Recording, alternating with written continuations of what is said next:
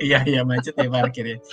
Silakan nih Bun, emotion and decision Ya, ini rasanya karena kalau misalnya kita ingat-ingat lagi ya, bahkan beberapa hmm, orang bijak pun mengatakan kalau kalau emotion dalam hmm, hal ini diartikan sedang marah-marah atau negatif, ketika kamu sedang emosi ya kan, decision adalah ya, hal yang harus dihindari karena ya, jangan sampai kamu membuat decision di tengah emosi itu. Nah ini mungkin ada betul. penjelasan dari Bunda juga mengenai tema kali ini, Bunda. Ya, jadi setuju yang tadi disampaikan Mas Febi ya sebagai pesan dari banyak generasi ke generasi di orang tua kita bahwa dalam kondisi kita emosi itu kita tidak mengolah. Jadi secara neuroscience atau dari fungsi kerja otak saya bisa bilang bahwa pada waktu emosi itu menguasai, mendominasi, maka proses pengambilan keputusan yang kita lakukan tidak akan punya kesempatan mengolah data dan fakta. Tetapi setiap info yang ada di kepala kita, baik info yang baru masuk dari sensori kita dan tersimpan di short memory, ataupun info yang kita tarik dari long term memory kita, semuanya akan langsung diterima dengan warna emosionalnya. Jadi, classmates, pada saat kita misalnya, contoh nih ya, sedang merasakan kebingungan, dan kebingungan itu berhubungan dengan misalnya tugas yang sedang kita jalankan. Nah, waktu kita bingung dengan tugas yang kita jalankan, jika kemudian letupan emosi yang mewarnai kebingungan kita itu mulai muncul. Misal, mulai dengan kegelisahan karena takut salah. Lalu diwarnai dengan warna emosi lampau pada aktivitas yang hampir sejenis, di mana pada saat itu kita takut, sedih, atau kecewa. Maka keputusan yang kita ambil di masa kini, di saat ini, itu akan penuh dengan warna karena kita mengizinkan perasaan yang saat ini sedang bergejolak memanggil memori lama dengan warna emosinya. Saya sekali lagi ingetin yang gampang, kita udah beberapa kali omongin contoh dari film Inside Out itu. Kan di film Inside Out ada momen-momen ya di mana memori dari Riley yang dalam bentuk bola-bola itu ya, bola-bola berwarna, pada momen tertentu waktu Riley-nya sudah lagi ceritanya kabur itu. Lalu si bola tersebut disentuh sama Seth. Bola yang tadinya warnanya kuning karena Joy, itu jadi bisa berubah jadi blue. Dan Riley-nya menimbulkan ekspresi yang sad. Padahal peristiwa itu tadinya warna emosi sadnya nggak nonjol. Ada sih sedikit, tapi mungkin tidak mendominasi sampai memori tersebut harusnya memori yang menggembirakan. Tapi memori yang menggembirakan itu bisa menjadi info yang berbeda karena nuansa emosi yang mengubahnya. Jadi emosi kita saat ini bahkan juga bisa mengubah memori yang lama, persepsinya dari gembira bisa jadi sedih. Tuh bayangin, emosi bisa sedemikian dahsyatnya mewarnai keputusan kita. Jadi bukan cuman sekedar saat ini saya lagi sedih, lalu hati-hati dengan mengambil keputusan, tidak sesederhana itu. Karena kalau kita tidak hati-hati mengelola emosi ini, maka si data-data informasi lama pun akhirnya jadi ikut-ikutan berubah. Kita melihat dengan persepsi dari nuansa yang tidak menyenangkan. Maka itu menjadi penting banget ya. Ingat kembali dari 2 seri sebelum ini, kalau saat ini kita merasakan kondisi yang tidak nyaman, sebaiknya classmates kita memperbaiki dulu yang minggu lalu platformnya kita, ya. Jadi sebelum kita ngambil keputusan, kita berhenti dulu sebentar ya. Kita perbaiki dulu platformnya kita. Platformnya kita itu cek badannya. Apakah bodinya kita tuh ada yang sedemikian letih atau ada rasa tidak nyaman, nyeri yang mengganggu sehingga bisa memicu emosi berlebihan. Itu yang pertama. Lalu yang kedua, mindsetnya kita. Apakah mindsetnya kita sedang didominasi oleh prasangka, suasana dengan bad emotion? Itu beresin dulu. Kalau itu diberesin, maka rekan-rekan, Anda akan bisa mengambil keputusan saat ini sudah bukan dengan emosi lagi. Jadi, decision itu sangat penting untuk ditunda jika kita masih ada yang mengganggu dari pemicu emosi. Kira-kira begitu dulu mengawali diskusi kita nih, Mas Baby. Kalau saya sambung sedikit, ini kan juga tentu kita ingat tekniknya ya. Karena langsung pada nanya dong, terus gimana dong tekniknya? Jadi saya ingetin lagi ke sesi kita yang pertama-pertama ya di seri ini. Breathing technique. Itu salah satu yang gak usah juga sih berlebih-lebihan kita. Wah lagi jengkel nih mesti ngambil keputusan, terus jadinya model orang mau melahirkan gitu ya. Gak juga harus begitu sih. Tapi menyadari napas kita itu akan membantu kita untuk membawa satu nuansa yang berbeda, satu kondisi yang berbeda, awareness yang berbeda, sehingga kita bisa mengubah switch kontrol kita tidak lagi dominan di emosi. Kira-kira gitu. Baik, Bun. Berarti kan juga kalau kita bicara tema kali ini terkait dengan risk management, overthinking, juga learning. Nanti kita akan bahas lebih dalam ke arah sana ya, Bun. Tapi saya juga tadi baru terlintas nih buat kepikiran bicara tentang platform yang pekan kemarin. Ya. Sepertinya kalau kita bicara platformnya Body bukan hanya sekedar luka ya atau sakit ya. Tapi ketika kita lapar pun, haus pun, sebenarnya itu juga mempengaruhi juga, Bun ya. Betul sekali. Betul sekali, Mas.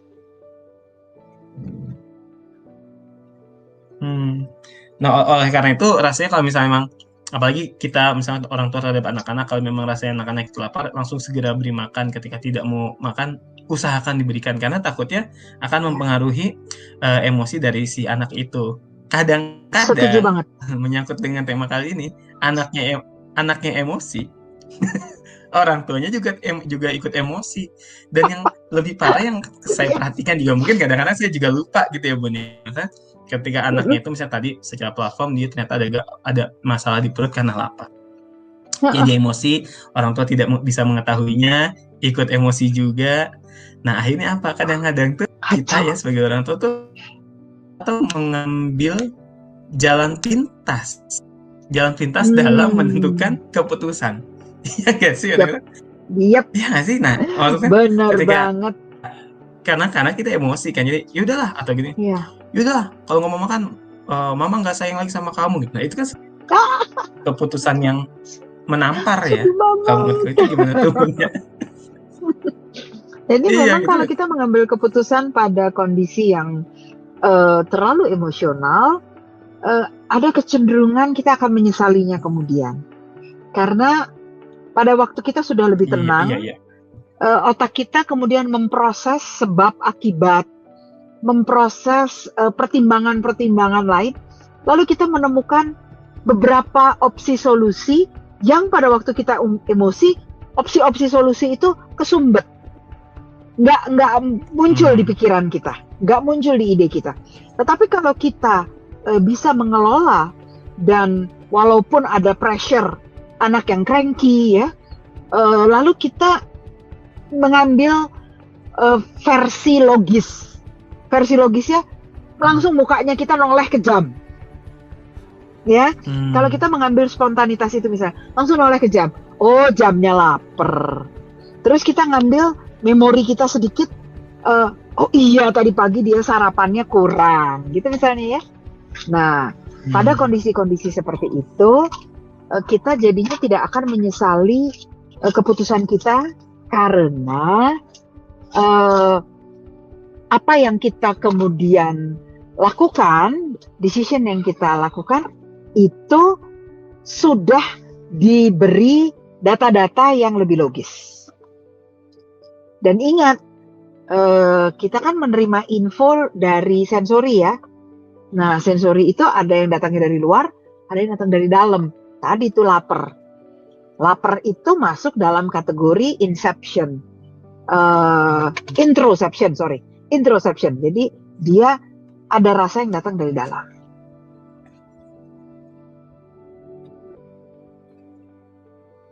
Oke. Semoga classmate masih bisa mengikuti ya. Saya nggak tahu di mana yang delay nih, di tempatnya saya atau di tempatnya Mas Feby nih yang berhenti. Seperti di tempat Oke, aku nih Bun, aman? dari tadi. Silakan Bun. Oke, aman. Aku terputus-putus Ya. sejak tadi. Silakan. Oke. Jadi saya tadi sudah sempat sebutkan bahwa memang jadinya informasi yang didapatkan dari sensori kita, termasuk dari anak-anak, mereka akan memproses itu, dan jika dia tidak tahu situasinya karena belum pernah menjadi bagian dari diskusi, maka itu muncul lebih gede nuansa emosinya. Nah, gimana orang tua yang meresponnya? Kenapa dengan anaknya? Sekarang kita tanya dulu, kenapa dengan anaknya? Memang pernah kita membahas sama anak. Kadang-kadang kita juga memberikan kesempatan anak itu menerima stimulus. Tiap hari dilatih dia makannya itu jam 12. Tapi khusus hari ini, dalam kondisi semua lagi santai-santai gitu di rumah, dimundurin. Makannya jadi jam 1. Antara jam 12 sampai jam 1, waktu anak itu mulai berubah, lalu ajak dianya, pegang misalnya perutnya, atau rangsang dia untuk memfokuskan pada sensor informasi yang diterima dari dalam tubuhnya. Lapar ya, di label. Supaya anak dibandingkan dia kehilangan atau tidak pernah tahu kosakata, tidak tahu apa yang mesti dia sebut, dia jadinya ngerti, oh rasa ini tuh namanya lapar. Ya, lihat anak udah goyang-goyang. Wah, goyang-goyang banget. Kenapa? Yuk ke toilet gitu. Ternyata memang benar, dia buang air kecil misalnya gitu. Nah, pengen pis. Itu dengan kita memberitahu kepada anak-anak dan memberikan pemaknaan terhadap peristiwa-peristiwa itu, anak jadi punya kecukupan kosakata dan dia bisa merespon, memberikan kepada kita informasi yang lebih cocok, lebih tepat dengan situasi, sehingga kita juga jadi nggak ikutan ke-trigger emosinya. Ya. Nah, untuk itu memang hari ini kita kepengen fokus banget ngebahas bagaimana si decision yang seringkali decision atau keputusan yang kita mau buat itu ada urgensinya. Kadang-kadang keputusan kita tuh keputusan yang biasa aja. Mau makannya sekarang atau nanti. Mau ayam atau mau sapi. Mau brokoli atau mau buncis. Itu keputusan yang tidak ada urgensinya, ya. Itu merupakan opsi-opsi varian yang lebih ke arah menyukai atau menjadi pilihan varian supaya kenal dengan barang-barang baru. Tapi ada momen-momen di mana kita itu ternyata harus mengelola risiko. Nah, rekan-rekan, classmate semua, saya kepengen hari ini kita agak-agak seperti nge-game kecil ya. Jadi gini, coba sekarang Anda yang mengikuti live dari kelas bersama atau yang menonton rekaman. Coba Anda mengamati mana dari keputusan-keputusan yang Anda buat dalam satu hari ini atau dalam satu minggu ini yang ternyata memiliki resiko. Coba itu Anda tulis semuanya. Oke? Kalau Anda sudah menuliskan semua keputusan Anda yang menurut Anda ada risikonya, apapun risikonya, ya, Anda sudah tulis. Setelah itu, Anda beri nomor urut. Anda udah tulis nih ya, saya mengambil keputusan apa? Mengambil keputusan untuk pergi mengambil keputusan untuk belajar A, B, C. Saya mengambil keputusan untuk apa aja keputusan yang Anda lakukan. Ya, dengan keputusan yang Anda lakukan itu, sekarang tulisan yang Anda buat, Anda urutkan. Diurutkan mulai dari yang risikonya paling gede. Gimana taunya? Taunya adalah jika hal tersebut Anda lakukan dengan gegabah, bahasa Indonesia banget ya, dengan gegabah, tanpa perhitungan, tidak dipikirkan dulu matang-matang, kerugian yang didapat itu sangat besar, dan saya akan mengatakan dia dapat urutan 1 kalau dia bahkan merusak diri sendiri atau orang di sekitar Anda. Jadi dia urutan pertama. Oke. Kalau dia tidak sampai merusak, turunin urutannya. Urutannya taruh di urutan kedua aja. Jadi saya nggak punya nomor 1 dong, Bu Ana. Nggak apa-apa. Nggak usah punya nomor 1 juga nggak apa-apa. Taruh aja di nomor 2. Nomor 2 adalah keputusan-keputusan yang Anda lakukan, dan jika itu tidak Anda pertimbangkan baik-baik, keputusan tersebut akan merugikan orang di sekitar Anda. Ya. Urutan ketiga, kalau keputusan itu tidak dipertimbangkan, itu akan merugikan diri Anda sendiri saja. Keputusan keempat, yang Anda ambil dan risikonya tidak sebesar 1, 2, dan 3, namun sebetulnya kalau udah dipikir baik-baik, dia ada opsi lain yang lebih bagus. Keempat, urusannya adalah bukan membahayakan, tapi merugikan. Nomor 4, merugikan Anda atau orang lain. Ya. Nah, yang terakhir adalah keputusan yang tak berdampak risiko. Kalau sudah Anda urutkan semua itu, Anda lihat rasionya. Apakah Anda punya keputusan yang nomor 1? Berapa banyak? Jangan-jangan keputusan yang nomor 1 paling banyak dibanding yang lain. Waduh, hidup Anda tegang banget ya. Hidup Anda emosional banget ya. Jadi, tiap mengambil keputusan habis itu, kemungkinan menyesalinya jadi besar sekali. Tapi kalau lebih banyak nomor 4 atau 5, Anda sebetulnya waktu mengambil keputusan, itu sudah melakukan yang disebut dengan manajemen risiko.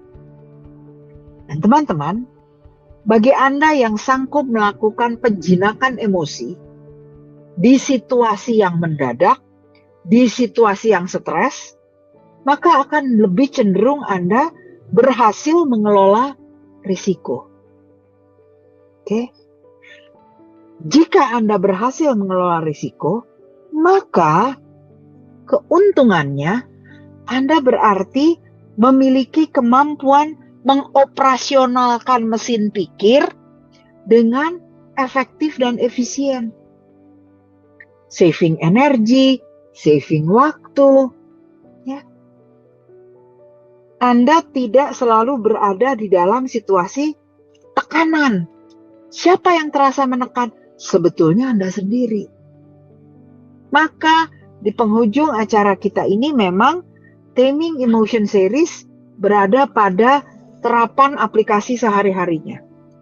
Jika Anda sudah kenal kapan trigger emosinya, juga Anda sudah dapat informasi bagaimana menjinakkan emosi itu, maka terapkanlah. Karena Anda butuh itu untuk mengelola risiko, melakukan proses berpikir yang efisien dan efektif, serta membuka kesempatan belajar lebih banyak. Kalau kita emosional, nggak bisa. Nggak bisa, karena kita menutup, memblokir data yang mau masuk. Ya, jadi classmate semua, saya mengharapkan kita sama-sama mencoba lagi, dan taming emotion ini bukannya Saya udah bisa, hore, sukses. Terus kemana-mana bawa seperti sertifikat gitu. Saya sudah sertifikasi taming emotion. Bisa. Ini adalah hal yang berjalan terus sepanjang kita hidup. Ada hari-harinya, ingat platform kita ambruk. Tubuh kita sakit. Kita nggak nyaman. Dehidrasi, kurang nutrisi. Oke? Ada hari-harinya, wah cuaca di sekitar kita ini betul-betul nggak mendukung. Sehingga stamina kita turun. Oke? Atau pekerjaan kita numpuk. Sehingga kebutuhan energi lebih besar, tapi asupannya berkurang. Itu semua bisa memantik emosi. Ya, maka kalau itu sudah terjadi, yuk lakukan teknik-teknik untuk menjinakkan si emosi. Supaya aktivitas kita yang terus perlu melakukan pengambilan keputusan, itu bisa berjalan dengan aman. Itu yang menjadi